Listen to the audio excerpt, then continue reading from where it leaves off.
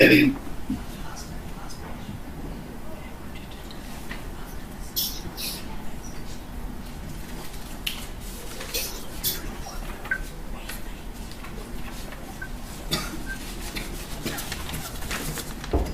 Harjit sir here? Yeah. Harjit sir is not here, no? No, he's not here. No, Harjit is not here. He's not around. I think he'll join after some time.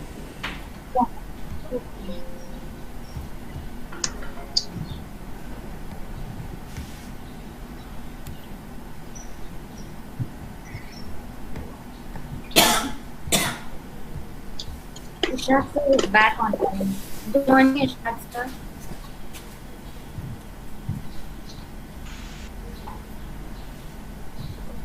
Ishaq sir, can you hear us? Yeah, I can hear you. Sir, meet Sachin sir. Sir has joined us today from Baroda. Okay. Hi, good morning. Hello, sir. Good morning. Good morning. Good morning.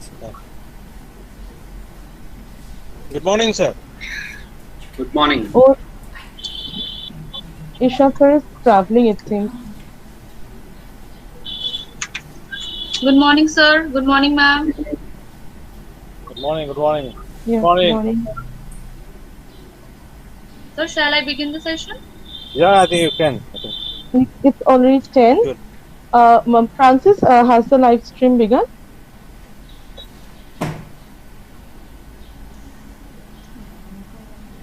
Yes, it has. Yes, it has. So I think we can begin now. Yes, share.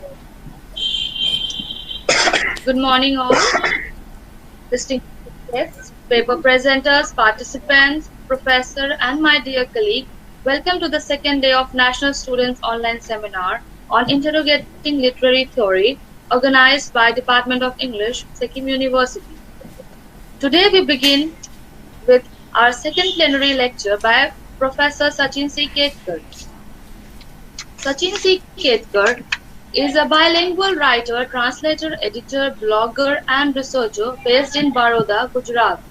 His collections of Marathi poetry are Jarasandhe Chai Bolga Varche Kahi Anshu in 2010, Binti Vaishya Khitkiton Doka Vatna in 2004. His poems have been translated into Gujarati, Hindi, Urdu, Malayalam, and Telugu. Changalaya Kavita Bharti Statutory Warning Samkalin Marathi Kavita Jagati Ki Karan Ani Bhashantara in September 2016 is a collection of Marathi articles on contemporary Marathi poetry, globalization and translation. His books in English include Skin, Spam and Other Fake Encounters, selected Marathi poems in translation in 2011. Migrating Words, Refraction on Indian Translation Studies in 2010, and A Dirge for the Dead Dog and Other Incantations in 2003. He has extensively translated present-day Marathi poems, most of which is collected in the anthology Life Update of an anthology of recent Marathi poetry in 2005, edited by him. Apart from rendering the 5th century Gujarati poet Narsingh Mehta for his doctoral research, he has also translated numerous modern Gujarati writers like Ghulam Muhammad Sheikh, Bhupen Kakkar Jayan Khatri, Rajendra Patel, Jaydev Shukla, Rajesh Pandya, Nazir Mansoori, and Mona Patrawala in English. He won Indian Literature Poetry Translation Prize given by Indian Literature Journal Sahitya Academy, New Delhi for translation of modern Gujarati poetry in 2000. He has translated fiction by George Louis Borges, Ted Hughes, and Adam Popper into Marathi. He works as a professor in English Faculty of Arts, the Maharaja Sayaji Rao University of Baroda, and currently he is working on a critical history of Marathi literature. Today, the title of his talk is On Modern Literary Theory in Indian Vernaculars. Sir, I request to deliver your lecture, and now it's over to you. Yeah. So first of all, I would like to thank the Department of English, the University of Sikkim, for having me here and share my views with very young upcoming scholars as well as distinguished scholars. So it's my honor and privilege to be here. So I also want to thank Dr. Shashwati Shah for inviting me and having me here. And I would like to congratulate your department for organizing this seminar with students in mind primarily, especially the young researchers, and literary theory and theorization is important part of our syllabus all over India. At the same time, it is a foundation very often for future research. So I would like to also express my best wishes for the seminar, which for some reasons I am unable to attend. I would have loved to attend all of the sessions, but given my own teaching opportunity appointments, I have to switch over to my classes. So without much ado, I would like to go directly to the topic for today, which I have taken up. And very often at postgraduate level or at research, at MPhil or PhD research, when we talk of literary theory and criticism, most of the time we are looking at literary theory criticism, which has come to us from Anglophone frames, though they may be from continental philosophy very often. But we look at the paradigms for our knowledge production, which literary theory is. Very often we talk about continental philosophy, talk about American philosophy. We look at even some of the important post-colonial theorists are those who are based in the West. However, if you look at our own country and our society, then given the multilingual situation that is a way of life for all of us actually, we have not really given importance to literary criticism and theory in our study of literature, which has come from the vernacular sources. Very few ideas from vernaculars have managed to make it into literary criticism and theory in English for English studies. And one obvious example is that of Dalit studies and Ambedkarite thought, which emerged in the vernaculars and has now become an important intervention in the study of literature, in comparative studies as well as English studies in India today. So apart from that, we are hardly aware of literary theories and criticism and the kind of thinking about literature, which is theoretical or critical in vernaculars. Keeping that in mind, I am trying to in some way engage with the whole question of how literary criticism and theory is expressed, articulated, various kinds of articulation of literary criticism in vernacular. And the question that we often ask ourselves is that, is it worth it to study, say, for example, literary criticism that you find in Gujarati or Marathi or Bangla or Tamil, apart from obviously the question of caste and Dalit studies, which is a very important question. But most of the time we are not very aware of theorizations and deliberations of ideological kind over literature in vernaculars. So what I'm going to do is I'm going to talk about Marathi, which has been my area of research for quite a couple of decades. And I'm working on a book called A Critical History of Marathi Literature, where I focus extensively on poetics and criticism in Marathi.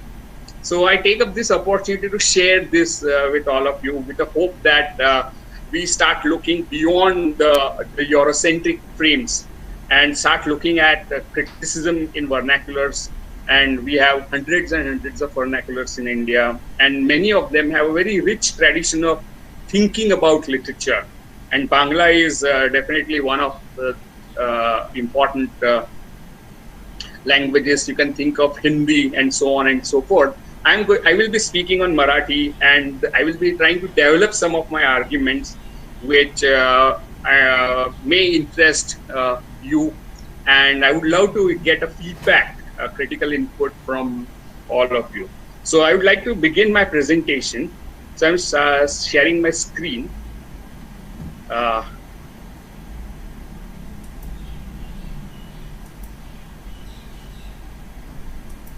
So I will start sharing my screen now.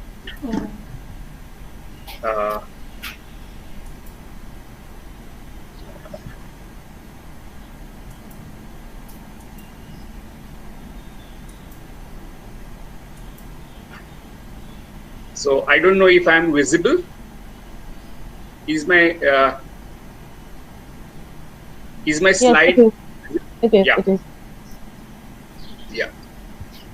So the argument that I'm trying to make and the abstract a summary of what I'm going to talk about is in following way, that we have looked at literary theory and critical discourse in Indian vernaculars is mostly neglected in English studies, comparative studies, and South Asian studies as well. And there is a tendency to think of it as a reflex or a reproduction of Western literary theory and criticism in vernaculars. So there is a tendency to consider it as something like derivative. When somebody talks about, say, for example, I.A. Richards in Gujarati, then there is a tendency to think about it as a kind of derivative idea.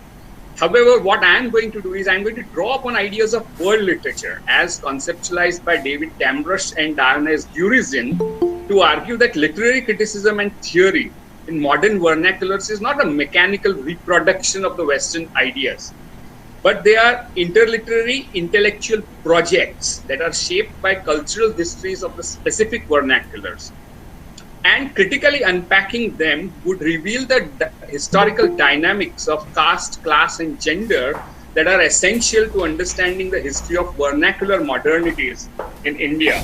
So I will be touching upon ideas of world literature as well as the ideas of modernity, especially in vernacular context. And I will look at specifically 3 moments of literary theory or criticism in Marathi, starting with N.C. Kelkar's idea of Savikalpa Samadhi in 1920s, B.S. Mardekar's modernist formalism in the late 40s, and finally Sharad Patil's attempt to formulate what he calls non-Brahmin aesthetic, Brahmani Saundarya Shastra, in the late 80s, towards the end of 80s. So this is what I intend to do. So let me very quickly, I have written a lot, but I won't be reading it in detail. One of the main ideas that I have drawn upon for this presentation as well as for my book is that the idea of world literature, which has become almost a hegemonic kind of idea in the literary studies today, is often associated with entrenched Eurocentric neoliberal context, within which the idea of world literature very often comes to us and it becomes popular. But my argument in the book that I'm working on, as well as this presentation, is that the idea of world literature is neither singular nor a static category. And it is practical to think of it as plural, historical, and dynamic category. And while some models of world literature, like those by Pascal Casanova and Franco Moretti, seem to be Eurocentric in orientation, certain models of how to conceptualize world literature, as proposed by Gurizin and Damrosch, can be constructive in opening up histories by focusing on how individual South Asian vernacular literary cultures like Marathi or Bangla or Gujarati or Northeastern cultures, for example, interacted dialogically, not only with trans-regional larger cultural spaces like the Sanskrit cosmopolis that Sheldon Pollock has talked about, or the Persian cosmopolis, as Richard Eaton has spoken about, but also with other literary cultures on the subcontinent. And if you look at the idea of world literature in India, then Vinay Dharwadkar has shown that how the thinking about world literature as a critical category, as a theoretical category, has emerged in the 19th century when the dynamics of Margi and Desi were completely recast. And so were the concepts of Vishwa and Rashtra from both Sanskrit and classical and classical etymologies in 19th century. So we find that the contemporary understanding of world literature largely emerges in 19th century India in various languages, various bhashas. So let us very quickly look at Damrosch's definition of world literature. And what Damrosch, and many of you may be familiar with these ideas, but I'm just touching upon them once again, is that he tries to rethink the whole idea of world literature away from the idea of world literature as a kind of set of classics or a kind of library of great texts, or even the idea of world literature as a kind of quantitative, huge heap of all literature written across the world. And he focuses on what world literature is something that manages to circulate beyond its culture of origin. Those literary and cultural texts which circulate outside their site of production in their cultural context. And they get an effective life as world literature whenever it is actively present within a literary system beyond that of original culture. And he goes on to claim that world literature is not an infinite, ungraspable canon of works, but rather a mode of circulation and of reading, something that I emphasize, that it's not just set of texts that circulate, but also the modes of studying, reading, understanding those texts, making sense of that, interpreting those texts. So when we say that even the mode of circulation of reading is something that we call world literature, then literary criticism, which is basically a mode of studying or reading literary texts, is also world literature.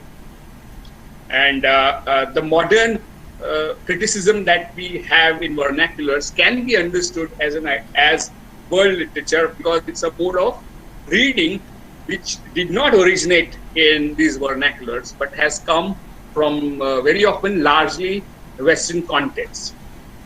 And obviously Damrosch's notions of literary criticism can also allow us to look at Bhagavad Gita or Kabir or Tagore as world literature.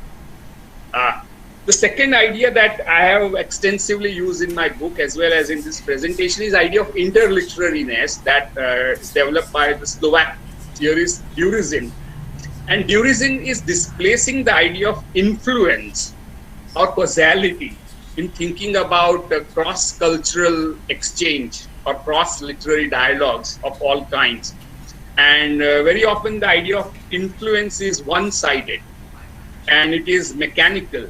And Durizin talks about how cross-cultural exchange of ideas and text is not a mechanical reproduction. So if ideas by T.S. Eliot are used in Bangla or Hindi, it doesn't mean that Hindi literature is influenced by T.S. Eliot's writing, but T.S. Eliot's ideas were used by vernaculars for their own agendas, for their own cultural politics, and they are very often used as strategically for some reasons. And that is a very influential idea because it brings us back to the view that vernacular literatures can be considered as autonomous and agents of producing their own culture, instead of seeing them as being derivative of something else. And Durizin's idea also enables us to reject the customary reactionary nativist and nationalist accusations of derivativeness against presence and the role of foreign non-native elements in tradition, because these elements are creatively used by the receiving culture. So these are some of the ideas that I have used in my understanding of Marathi cultural history. So let us look at when it begins, or what is in a nutshell. So modern literary criticism, like most of literary criticism in Indian or South Asian vernaculars, emerged in the 19th century with colonial modernity. Some scholars like Sridhar Venkatesh Ketkar has argued that literary criticism implicitly or explicitly is a part of literary text. It is embedded in it, and it's a form of assumption about what literature is, what its function was, and what good or bad literature is from very beginning of Marathi literature from 13th century in compositions of the great Marathi poets like Jnaneshwar in 13th century, Eknath in 16th century, Tukaram and Samarth Ramdas in 17th century, the pre-colonial period. And one very interesting, I will just give an example of one idea, which is that of classifying poets as Dheet, Path and Prasadik by Samarth Ramdas in 17th century. And according to Samarth Ramdas, who is one of the important Sant Kavi, important saint poet, he says that the Dheet are the bold poets who are willing to express what comes to their mind, very often forcibly. And they very often talk about mundane and worldly matters. The Patha poets or scholarly poets rely on reading of many works, while Dheet Path are clever non-bhakta poets who use various kind of rasas in their work. The Prasadik kind of poets, according to Ramdas, are those graceful poets or the poets who speak naturally and move their audience with devotionalism. Now, this 17th century classification was used by another hagiographer, one of the most important hagiographer in South Asia, Mahipati in Marathi, when he wrote the life of various Sant. And he classifies the contemporary poets using this tripartite classification. The same classification is recast and reconfigured in the 19th century by critics like and historians like V.K. Rajwade, who applies this frame to world literature, and he classifies William Cowper, Wordsworth, and Krishna Shastri Chiplunkar as the Dheet poets. And Pandit poets are poets like Vaman, poets like Mayur, as well as poets like Alexander Pope and Samuel Johnson. And then he would say that poets like Valmiki or Kalidas or Shakespeare and Mukteshwar are all examples of Prasadika poets. So what is interesting here is that there are certain already existing frames which are recast in the 19th century and in the context of modern idea of world literature. And these are the kind of ideas where you can see that there is a continuity within discontinuity in Marathi thinking about literature. This is something that many of us would be aware of, is how emergence of modern Marathi literary criticism in the 19th century with the Western education system, print sphere, periodicals, missionary activities, and various intellectual sabhas. And it developed in the late 19th century by influential scholars and critics like Dadavbha Panduranga Tarkhadkar, Jyotibba Phule, Mahadev Moreshwar Kunte, K.B. Marathe, Vishnu Shastri Chiplunkar, Gopal Ganesh Agarkar, Hari Narayan Apte, and V.K. Rajwade. And it emerged in the periodicals like Vividh Jnana Vistar, which had this fairly long kind of career, as well as in the form of prefaces, introductions, and essays between 1860s and 70s. Also at the same time, and this is, I think, a very distinguishing feature of Marathi literature, is there is aggressive interrogation of Brahminical hegemony given by renowned reformer and activist and intellectual Jyotirao Phule, who saw Brahminism as an instance of internal colonialism and internal slavery. While there were feminist writers like Tarabai Shinde, who was a follower of Jyotirao Phule, as well as great figures like Pandita Ramabai and Kashibai Kanetkar, who questioned the oppressive patriarchal structures within Marathi cultural and social domains. Now, this is all 19th century. It's well worth keeping in mind that David Damrosch's definition of world literature just includes not just texts and modes of circulations of the text, but also the mode of reading and discovery. In this sense, the genre of literary criticism can be understood as intrinsic to the mode of circulation, not merely as text, but of practice of reading as well. Thus, modern literary criticism as a mode of reading and production are important forms of world literature in Marathi. So now what I'm going to do is I'm going to look at three important moments in history of modern Marathi criticism. And there are numerous critics and numerous ideas, but I'm just focusing on three because that will give you a sense of how criticism has unfolded in its social and cultural context, and how engaging with this would result in added understanding of vernacular modernities in the 20th century. And obviously World War I and after, so that is one of the important contexts of the first critic that I'm going to talk about. And influence of First World War was profound. And we have writers and activists and journalists like Madholkar, who talks about how growth in science and technology does not really result in improvement and quality of life, is a realization that seems to have set in after the First World War. And also that how World War did not bring an end to political slavery in any nation, but it did bring about an end to mental slavery, and to large extent it has fueled growth of nationalism all over the world. So Madholkar talks about how World War I and its aftermath resulted in the nationalist spirit that seems to be escalating in India after the First World War and in Marathi. And he also mentioned how there is an increase in non-materialistic and spiritual knowledges, like mysticism, seems to getting more and more popular after the realization that science does not always result in improvement of quality of human life. This was the period when you can also notice a kind of profound influence, political and social, because of Gandhi entering the field of national politics. But it's also the period of Marxism and Freudianism and socialism, as well as very sharp articulation of Hindutva in Marathi. And there were various models of Hindutva in Marathi.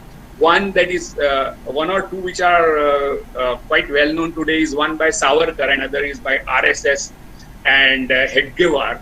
But there are more models of Hindutva in those times, which I'm not going to talk about.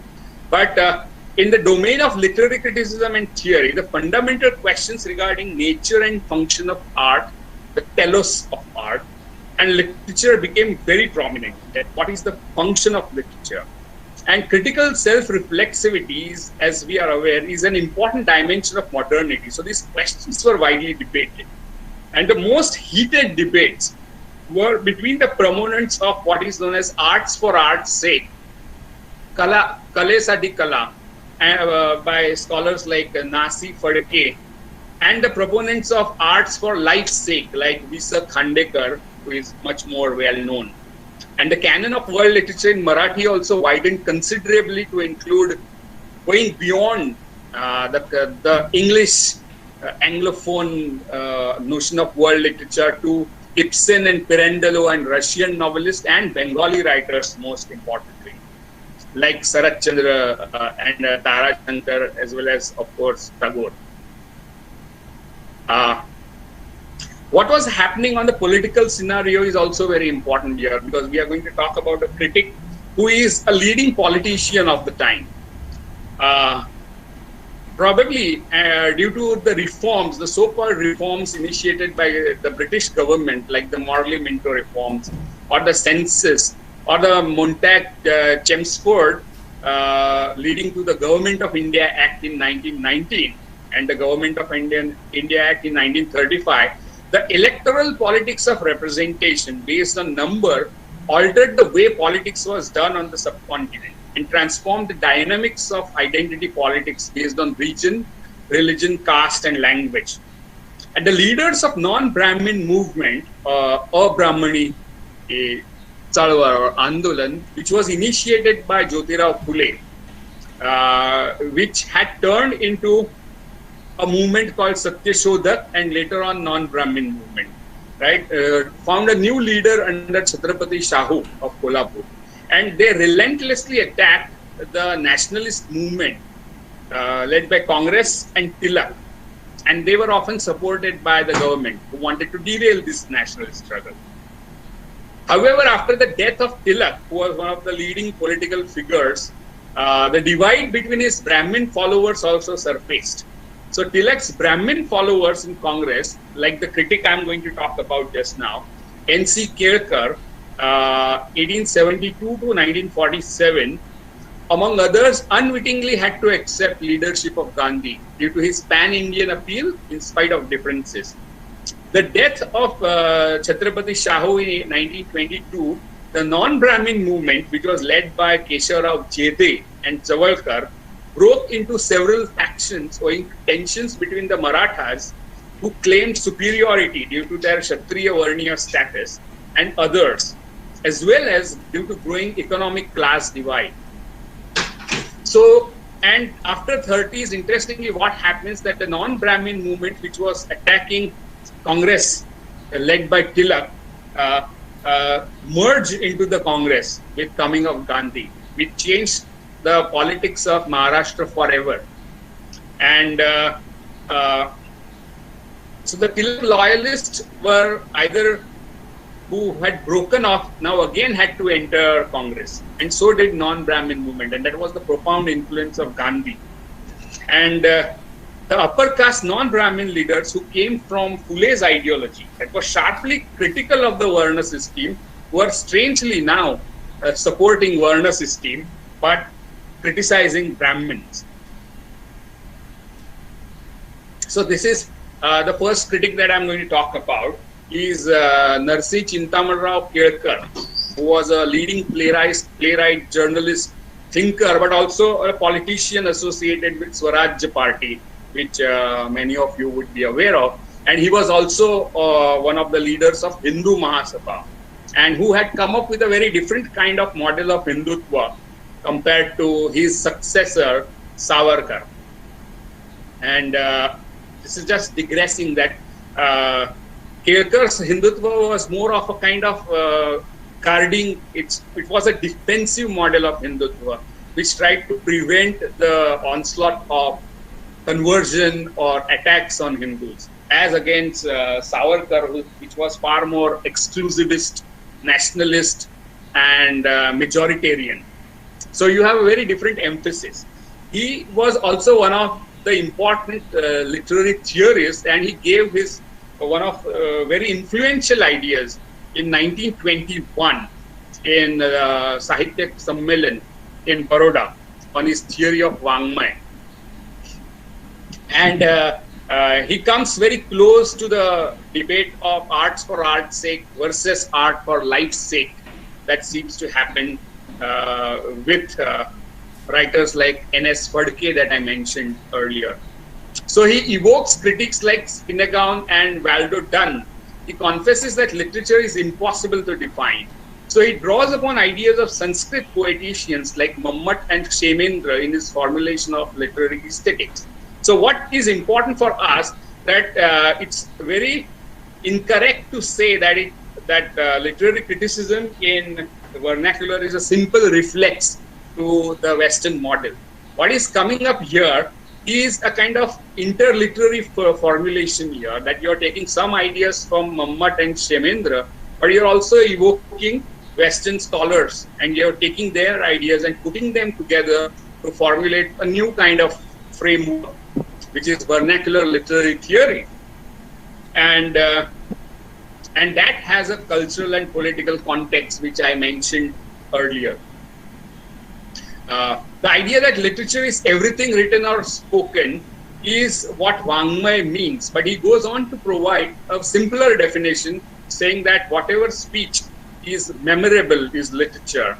And he says that literature is comprises of those works that are filtered through taste, abhiruchi of generation. And then he also goes on to say that literature is an artistic creation, is a product of artistic play, kala vilas, and does not have any utilitarian function of moral objective. And the metaphor that he uses is very interesting, that if you send secret police of looking for moral or didactic intent behind the artistic play kala vilas to hunt down utilitarian or moral teaching of art, it may turn out to be a very problematic endeavor.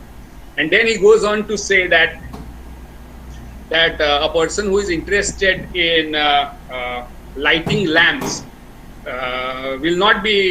should not be interested in the Rag Deep, right? Because it was believed that if you sing this Rag Deep, then it will light lamp.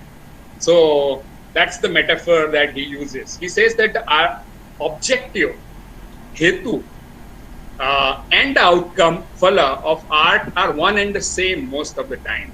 And then he goes on to give a Vedantic spiritualist spin on this rather Western-looking art for art's sake theory. He states that, drawing upon Vedanta, that he says that human soul may be one, or it may even be two, as per Dvaita philosophy, or it may be one as per Advaita philosophy. But in its preliminary state, the soul aspires to be one with the whole world and achieve full knowledge of it. It gets joy to extent it realizes its aim. Nonetheless, it's constrained being bound by the body. So the poetic genius or pratibha inherent in literary or artistic taste allows it to transcend constraints without leaving his own singular and limited vision of life, bhumika, by allowing to experience multiple vision of life. So he says, and this is what the rasas or rasaswad makes possible. That tearful words we utter when our daughter leaves her home after her marriage is not poetry. It is based on soul's limited view of life. But when we experience sadness, when we read about Shakuntala leaving her father's home, is produced by literature. So reader encroaches into another's vision of life without leaving one's own, and experiences his feelings that are not one's own due to genius of literature. And this is the joy of Rasaswad. And he goes on to say that one can go even beyond the second vision of life and experience other visions of life without leaving your own vision of life or worldview. And this experience, according to Kelkar, is experience of savikalpa samadhi. That is, you have a vikalp or an option in the experience of oneness, because you have a choice. You don't live your worldview, but you can still look at literature, through literature at world from different persons' worldview. And this is where it differs from what yogis would call nirvikalpa samadhi, where the entire world of differences vanish. This ahistorical and universalist ground of comparison between Sanskrit and Western aesthetic and intellectual tradition marked the elite project of upper caste, Brahmins to be more specific, and cultural modernization in Marathi as well as Indian languages. This interliterary blending of Sanskrit poetics, Vedantic philosophy, and the Western theory of art for art's sake is a typical aesthetic project that the nationalist upper caste elites undertook during the period. And we should also be aware that this was the period within which nationalism also was very sharply interrogated by Dr. Babasaheb Ambedkar. Nevertheless, it could not remain uncontested, as is exemplified between the very vigorous debate over the teleology of art, art as for art's sake or art for life's sake. Another critic, so we go to the next phase of modernity in Marathi, and we look at the emergence of modernism here. And Bal Sitaram Mardekar, 1909 and 1956, who started writing in mid-30s, is a seminal figure who provides a kind of transition between the age of Phadke, Khandekar and Kelkar to the modernist age of avant-gardes that would emerge from the impact of the Second World War, partition and Indian independence. His early collection of poetry, Shishiragam, written in 1939, was written under influence of romantic aestheticism that was popular in those days, very often associated with the art for art's sake movements. In his later collections, Kahi Kavita and Aankhi Kahi Kavita, he dramatically introduced modernist avant-garde idioms to Marathi poetry, whose legacy is still alive and shows distinctive influence of Second World War despair arising for urbanization and mechanization of life, horrors of partition, assassination of Mahatma Gandhi, and the violence that followed assassination of Mahatma Gandhi in Maharashtra. And very importantly, he was also probably one of the first important writers in Marathi to be charged with obscenity in the court, which he managed to successfully defend.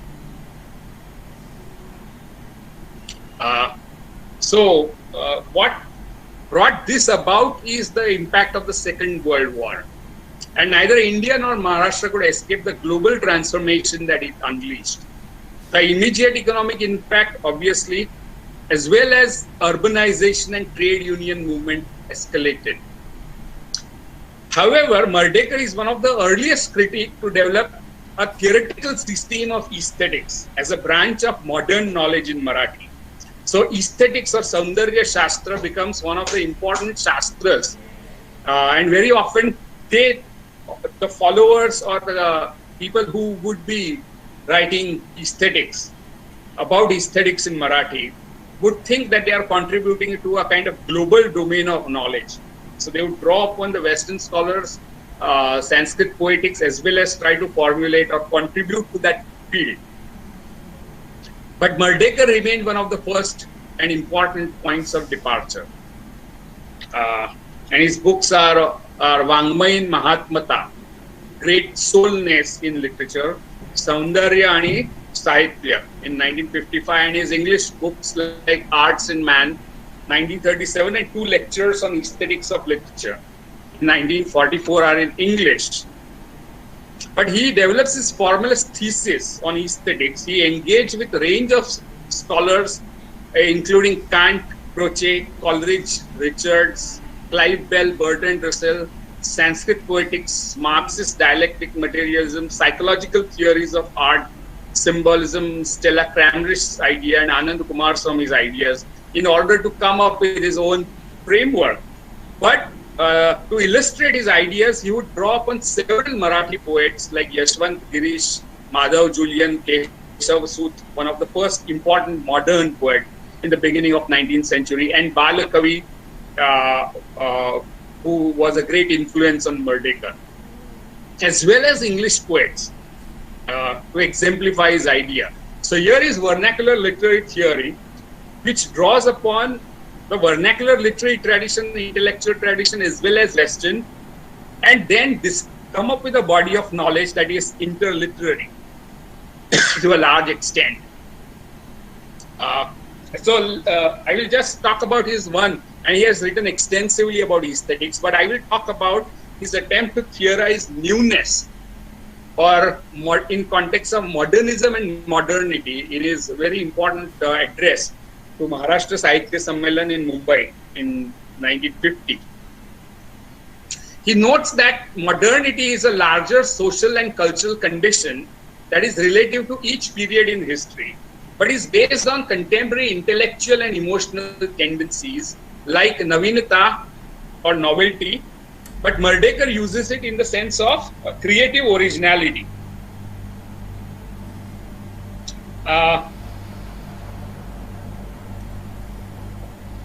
Is dependent on what he calls poetic talent or pratibha, which is an important idea in Sanskrit poetics. And he would say that modernity is a social and cultural condition.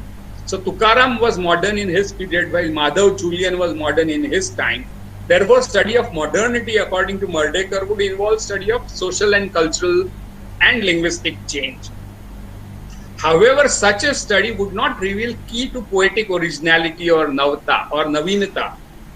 So where does poetic originality lie? Modernity is something that is common to all the contemporary poets, but originality and newness is something that is distinctive from modernity as a larger cultural phenomenon.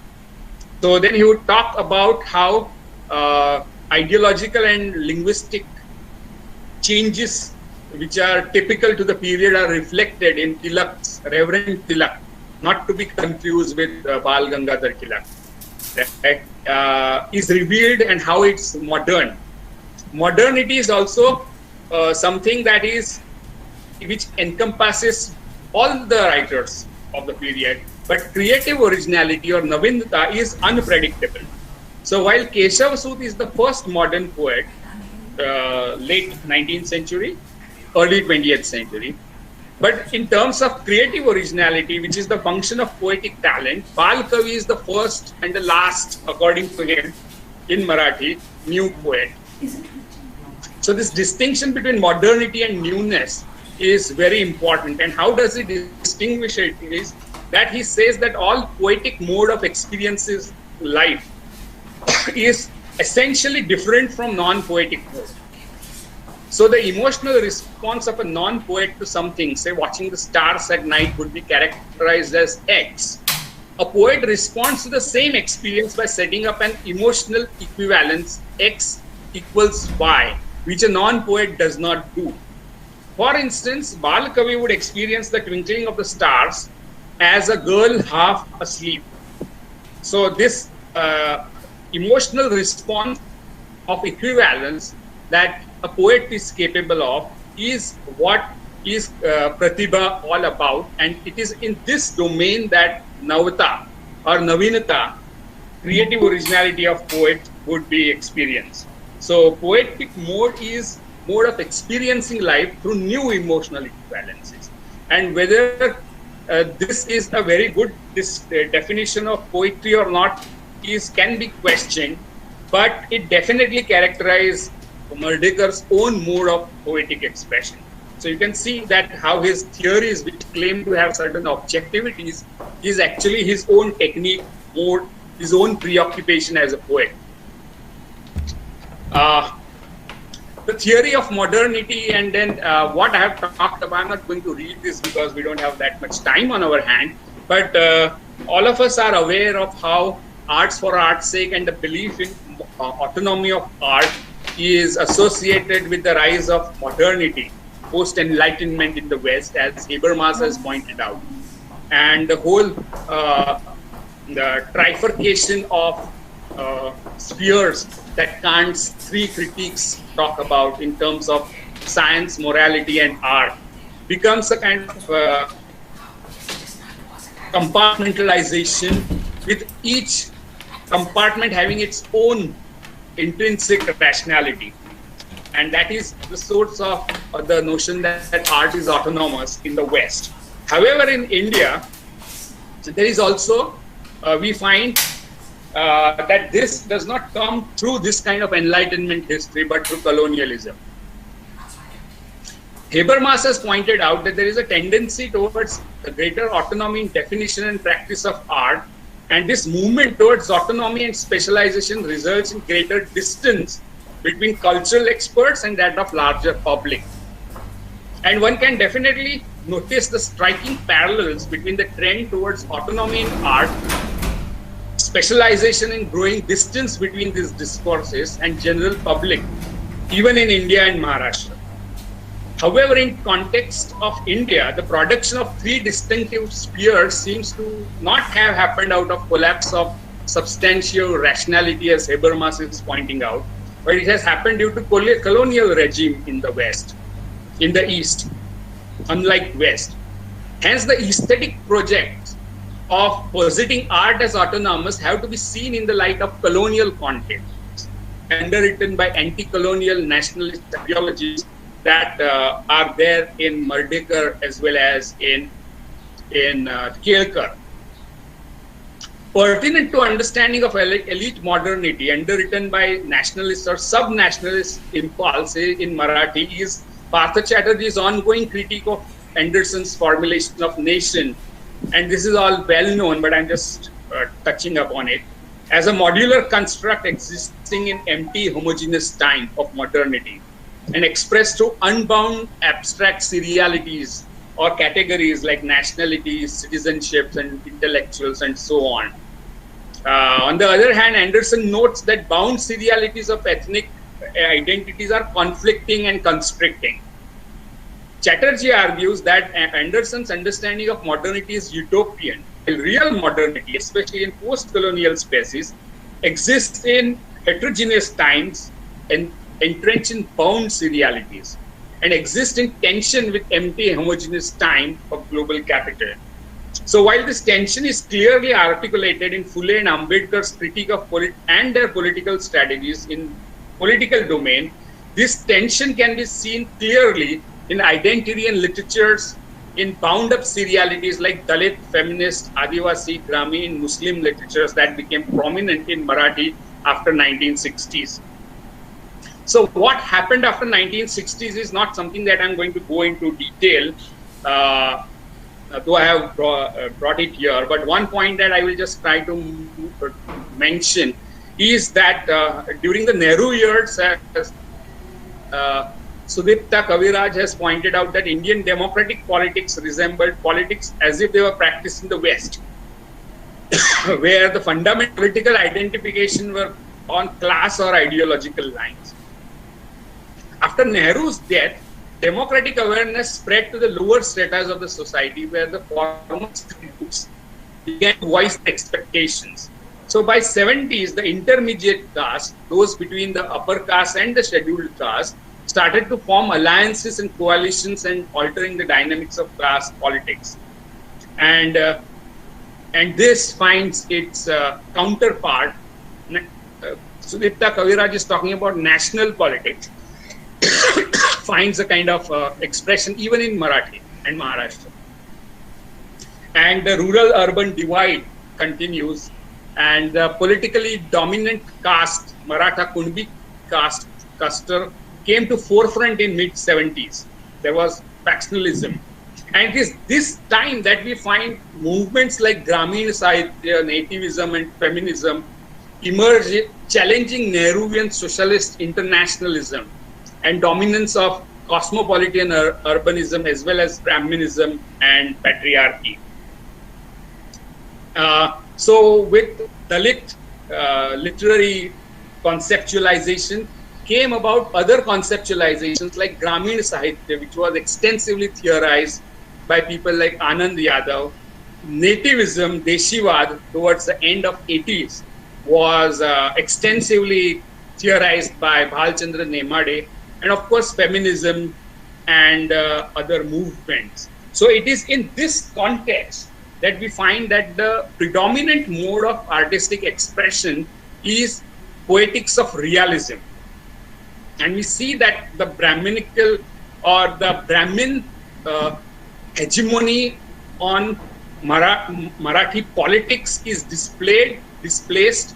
At the same time, the hegemony over literary is also displaced in a big way after the 60s in Maharashtra. And this is the moment where we have to talk about the critique of Dalit, Marxist as well as realistic writing that is coming from a very important activist called Sharad Patel, who from 1925 to 2014, he was important activist, visual artist and cultural critic. He was also known as Comrade Sharad Patel. He was a visual artist by training, and he entered Marxist trade union movement and resigned from Communist Party in 1978 when the party refused to give priority to the question of caste. He founded his own Satyashodak Communist Party. So you can see that Sharad Patel leaves the traditional Marxist approaches, ideological frameworks, as well as he critiques Ambedkarite and Dalit ideologies and politics, and tries to come up with a new frame which he calls new kind of ideology called the Satyashodak Communist Party. The Satyashodak movement, as some of you may be aware, is the movement started by Jyotirao Phule in the late 19th century. And then it became non-Brahmin movement, as I have mentioned in the beginning, and it merged into Congress in the 1930s and 40s after Tilak's death, under the influence of Gandhi, something that I discussed. So he is coming up with a political ideology called Satyashodak Communist Party, where he combines ideas from Phule, Ambedkar, as well as Marxism in a very reformulated way. So I think in 5 minutes I will end my discussion. So let's quickly look at what is this non-Brahmin aesthetics. And he goes on to argue that literature of movements like Dalit, Brahmin, Adivasi is becoming repetitive, or and this is in the late 80s. Dalit movement, Dalit Panther movement, as some of you may be aware, was 70s, right? So by the end of 80s, there is a feeling that these movements are producing repetitive, monotonous, realistic literature. And he argues that there is a need for distinctive non-Brahmin aesthetics, Brahmani Saundarya Shastra. And you can see how the term Saundarya Shastra or aesthetics refers to the whole body of existing discourse in Marathi, starting with N.C. Kelkar and Mardekar, as well as R.B. Patankar, one of the important aestheticians in Marathi.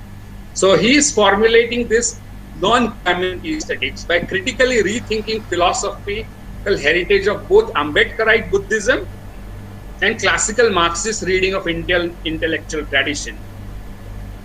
He points out that the Marxists and the Ambedkarites have traditionally diverged from each other on the question of giving priority to the problem of caste or to give priority to the question of class. Hence, none of them can move ahead if they don't leave their traditional position. Hence, there is a need to rethink both these positions critically. He argues that the classical Marxist view that the conflict in India was between idealism and materialism, that is of Charvak school. He goes on Ambedkar's line that the central conflict was between the ideologies that upheld Varna Jati system and those who rejected it, like the Jains, Buddhists, and Charvaks, whom we can call the Shravana traditions. So he is following Ambedkar and rejecting Marx up to this point. And then he goes on to critique Ambedkar's view that the later Buddhism was Brahminical, and the mistake that Buddha did was to separate spaces for initiate monks, that is, who left the Varna, and the laity of householders who live within traditional Varna system. This is what Ambedkar had said. Sharad Patil holds that the early Buddhism was a phase of history when Varna system was being replaced by the Jati system. And hence, Buddha was right in keeping his monks away from emergent Jati system. In fact, this allowed Buddhism to flourish for centuries after his death. So what Ambedkar thinks as a Buddha's mistake, according to Sharad Patil, was the reason why Buddhism flourished in the first place. And later Buddhism developed an elaborate philosophical critique of Brahminism, and hence it should find a place in Dalit thinking, something it does not, because Ambedkar rejected later Buddhism in his very well-known Navayana philosophy of Buddhism. He states that the realism in India, a philosophical notion that world exists independently of mind, is largely a product of later Brahminical philosophical traditions like the Nyaya Vaisheshika school. And this realism implies that only one can have knowledge in one's mind as a passive reflection, pratibimba, of the static world. In such a situation, knowledge is incapable of changing the world. Ambedkar, in his insistence on early Buddhism, rejected the later Buddhist school, Autrantika school of Vignag and Dharmakirti as being Brahminical. And this is where Sharad Patil criticizes Ambedkar.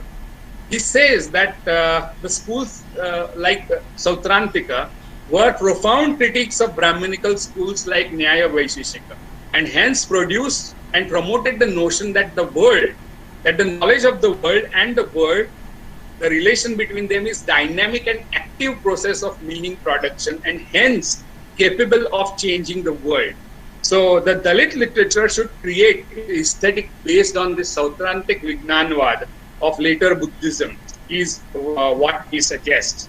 So you can see here that how a new form of aesthetics is being formulated towards 80s. And new kind of politics is being formulated at the same time. And this kind of vernacular formulations are very important to understand cultural history of vernacular modernities, which are very divergent. So you will have a very different kind of trajectory of literary criticism in Bengal, or a very different trajectory of literary criticism in Hindi or in Gujarati or Rajasthani for that matter. And that is the reason why we should be studying this, because we, instead of being exposed to kind of Eurocentric thinking about literature, it's far more fruitful, in my view, to engage with the vernacular formulations of criticism and theory. So this is where I want to stop for now, and I would be very happy to take questions and observations and critiques of or critical inputs to whatever I have said. So I want to thank the organizers, the Department of English at Sikkim University, and I will be very happy to respond to queries. Thanks a lot, sir. Now we'll proceed ahead for our question answer session. I would request Oishi Banerjee, if she is available, she can ask a question directly to sir. Hello. Yeah. Yes, sir. I think you answered my question in the later part of the presentation. Right. But I was asking if you think that, like the vernacular criticism in one particular vernacular language, when applied to others, can actually help in this cultural exchange or literary exchange. Well, if Foucault can apply it to Bangla, right? Why not something in Hindi applying to Bangla? Because you have a vernacular which is thousands of kilometers away, and we're coming from a very different intellectual and philosophical paradigms and traditions of thinking. So if you can talk of Derrida, why not talk about Sharad Patil as well? Yes, exactly. Thank you, sir. Yeah.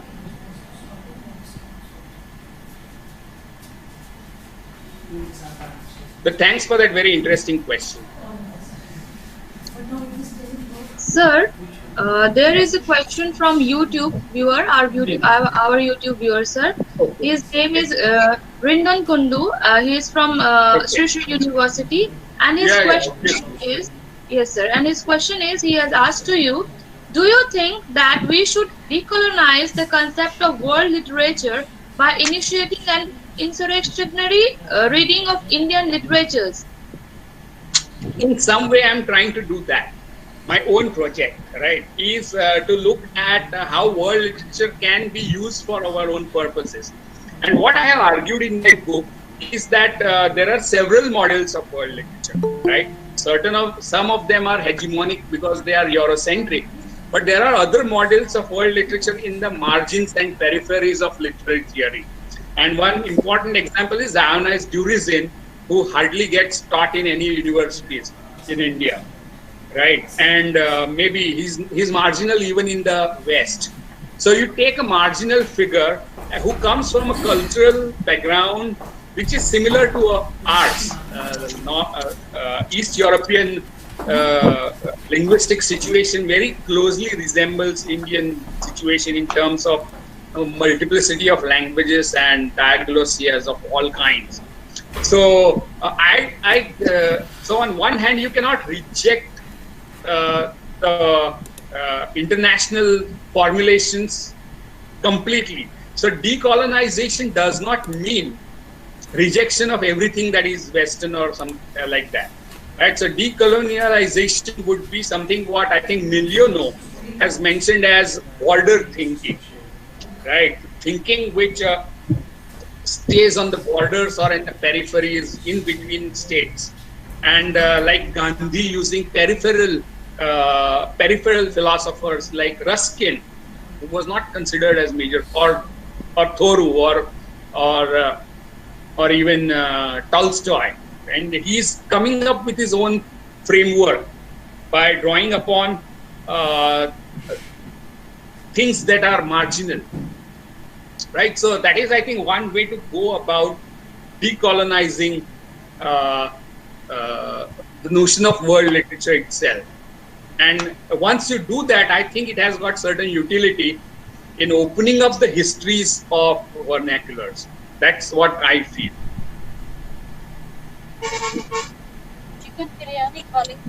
Hello. Yeah. Sir, yes, sir. Thank you so much. It's a brilliant and comprehensive address. Thank you very much. I'm really amazed and impressed. And one thing Thank I would add is, Dr. R.B. Patankar was my teacher in Bombay University. So I'm so Okay, delighted great. to hear about you here. Yes, sir. He taught us aesthetics, and I was in Bombay University. So, Right. He established aesthetics as an academic discipline in a big way. Yes. Right, sir. It's brilliant. And he's Thank you, sir. also a Thank you. cultural historian of 19th Yes, sir. century. So Yes. Amazing. Wonderful, sir. That's great. thank you. Thanks a lot. Okay, sir. Now there is one more question. He has asked two questions.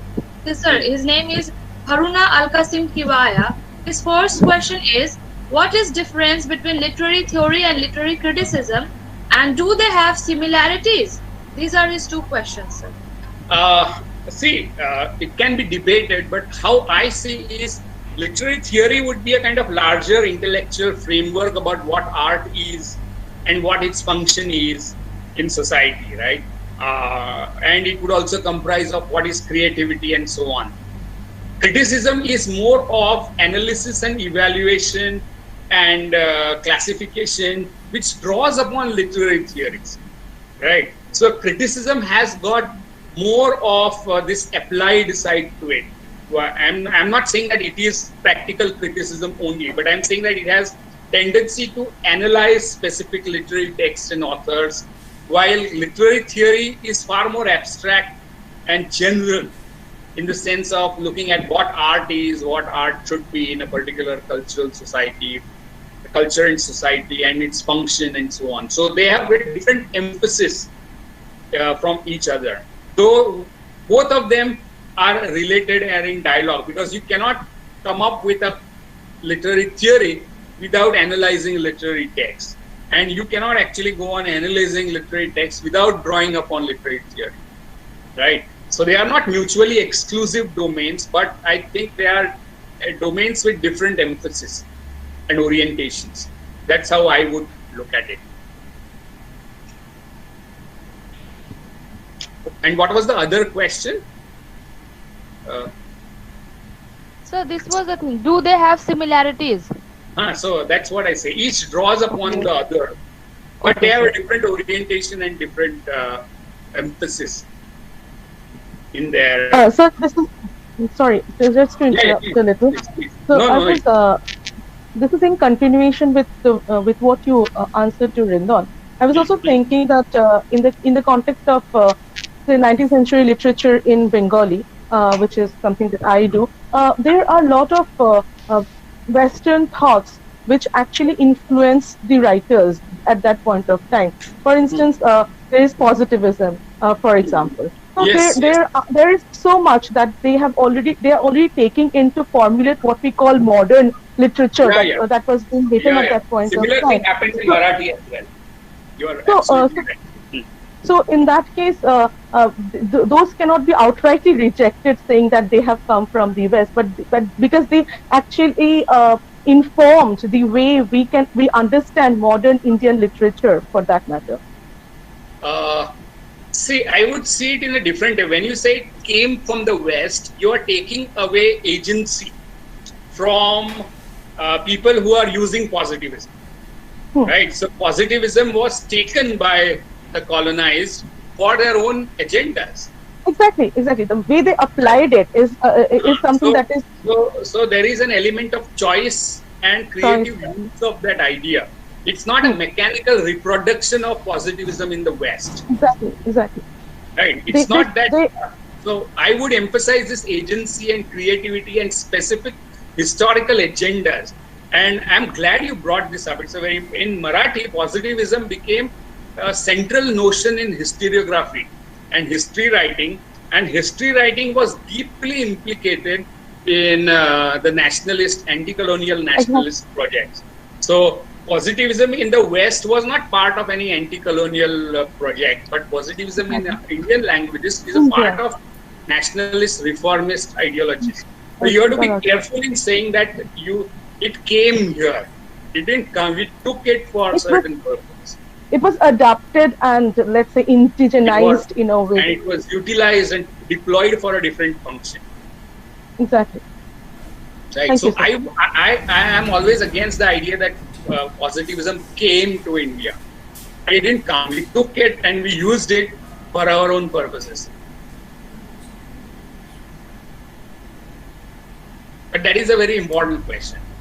And I think Prachi Deshpande has a very impressive exactly. book Creative Past is a very impressive work on that. Yes. on how positivism became a very important part of nationalist historiography. Exactly. Like Rajwade's name, which I have mentioned at the beginning. There is also a book by Gerald, I'm forgetting the name, but of the author. It's called Positivism in Bengal. There's a very important book also, Okay. Right. which talks about how Comte was adopted in So by what the, I am not rejecting that these ideas have originated in the West and we have used it. I am rejecting the idea that it was injected into us through, we were given injections of positivism and we were the passive recipients of Western ideologies. This is something that I question. No, we were not, never in history. Yeah. Yeah. Thank you, sir. There is another question. I think Shail will. Yeah. Yes, sir. There is another question in this chat box. Shubha Lakshmi Das, can you ask your question to sir?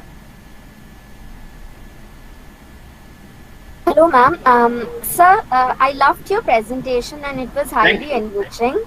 And I want to ask that, as you said, that Sharad Patil said that there should be a change in Dalit literature through Buddhism. So, like, literary theory is making changes in the society. For example, the transgender community is getting so many rights everywhere. So, can literary theory or any other thing bring changes in the society of the Dalits? Like, they are being slaughtered and all. I want to ask this. Well, that's a complicated question because very often academic research and discussion, and there is always a gap, and that's what Habermas talks about when he says the experts and the public, there is a gap very often. And that's a condition of modernity that he talks about.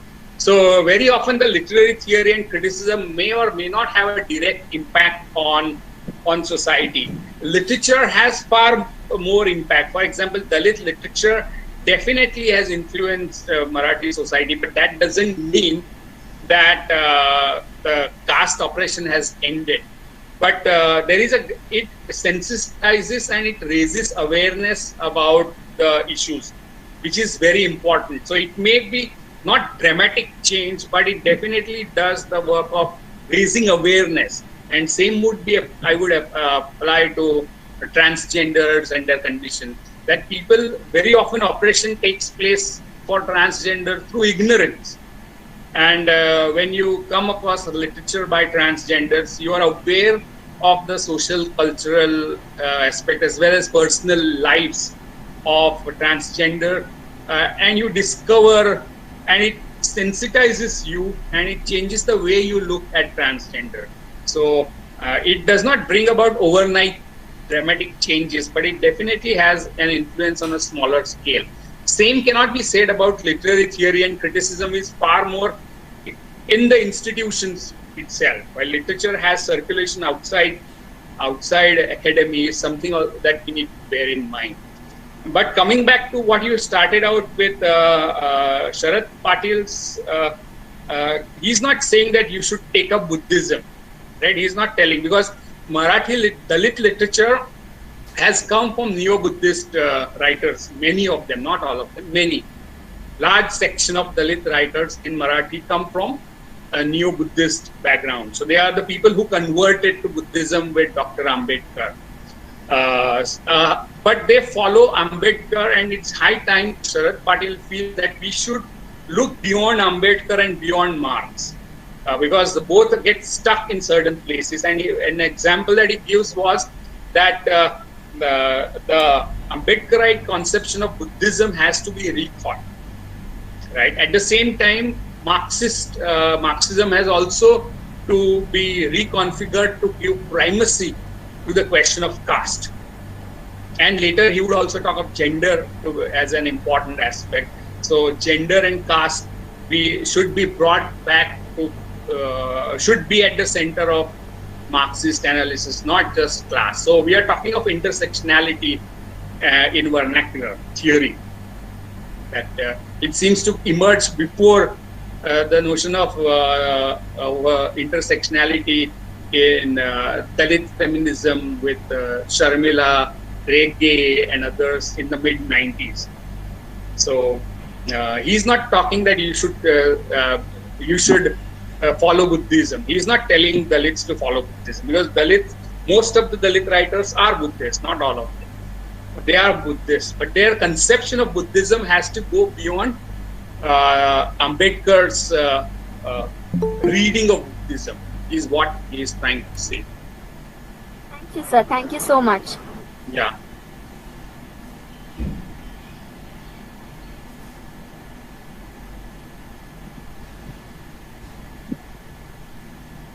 Sir, on behalf of entire Fraternity Department of English, Sikkim University, I express my gratitude for this enriched lecture, sir. Thanks for your valuable time and for this wonderful question answer session. Exactly. I was to thank all of you for those excellent questions. Thank you. Yes, sir. Now, sir, we are moving ahead to our fourth technical session. I would like to invite Dr. Shobha Sharma from Nar Bahadur Bhandari Degree College, Gangtok, to chair the session. Ma'am? Can we just request sir to come up with this? So, Mr. Singh, can you stop sharing the screen, sir? Yes, Dr. Saha, can I have a class now, so I would have loved to stay back and listen to I had a look at the book of abstracts. I would have loved to stay back, but it seems that I will have to take your leave. So thanks a lot for having me here. And thank you very much for coming, sir. Yeah. So just a moment, I think our head of the department is here. I would like to introduce you to her before you leave. Dr. Chambling, are you here, ma'am? Yes, good morning, sir. Yeah, thank you. Yeah. Good morning. Oh, welcome. I hope our students and other participants have gained from your talk. I could not be present because there has been a power outrage in Gangtok since yesterday. Okay. So hopefully, sir, we will look for an opportunity to call you to Sikkim next time. Yeah, it would be my pleasure in better times where we can personally interact. Yes, sir. Yes, sir. Thank you, sir, for coming over. Thanks, my pleasure. Thank you. Okay, thank you, sir.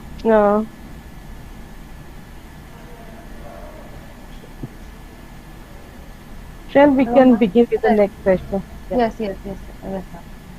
Hello, ma'am. Hello? Yes, ma'am. Yeah. We can begin with the next session. Yes, ma'am. Shobha, ma'am, are you here? Yes, very much around. Thank you, ma'am. Hello. Thank you for being with us. Audible? Yes, ma'am. Yes, ma'am. Francis and Jonika, Oishi Banerjee, Shomodip Niyogi,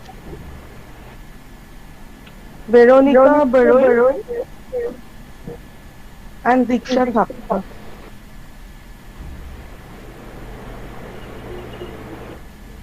All of you are here? Yes, ma'am. Yes, ma'am. Yes, ma'am. Okay. Over to you, Shobha, ma'am. Okay, thank you so much, Saraswati. Yeah, good morning, everybody. At the outset, I would like to thank the organizing committee, Department of English, Sikkim University, for giving me this opportunity to chair this session. One thing I think it's going to be a very interesting session today because it is going to be somewhat like a debate. After reading the abstracts, I found that some are presenting their papers on justifying the need of theory, and some are again, the relevance of theory. So without further ado, I think I'll call the first presenter. The topic is Emancipation of Poetry, Problematizing Literary Theory in Poetry with references to Wordsworth Coleridge. And the presenters are Francis Ekka and Jonika Sharma, both PG students, Department of English, Sikkim University. So over to you, Francis and Jonika. Good morning, everyone. Thank you to the chairperson for introducing us. This is a joint work collaborated by Francis Ekka, that is me, and Jonika Sharma. And the title of this paper is Emancipation of Poetry, Problematizing Literary Theory in Poetry with references to Wordsworth and Coleridge. So without much delay, we'll start our presentation. The overindulgence of literary theories as a tool of textual interpretation has seen the fall of the pleasure of reading and appreciating creative works. Literary theory makes the readers take a side, and the fact that it ignores the artistic and the aesthetic of a creative work of art. The emphasis on the literary theory and its indulgences and ignoring the art and its essence makes a piece of art very limited and dull, because literary theory imprisons the reader's mind and it confines the readers to one particular area. It restricts the level of imagination of a reader.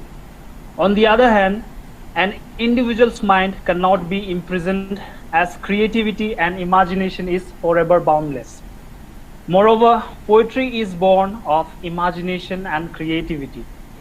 According to Shelley, poetry is, quote unquote, the expression of the imagination. Therefore, poetry is born out of a chainless and an imaginative mind, and it is free from bondages and boundaries. If poetry is born out of a chainless mind of an individual, then why not a reader should be chainless? In this context, literary theories seem to be creating boundaries and restricting the level of imagination of a reader.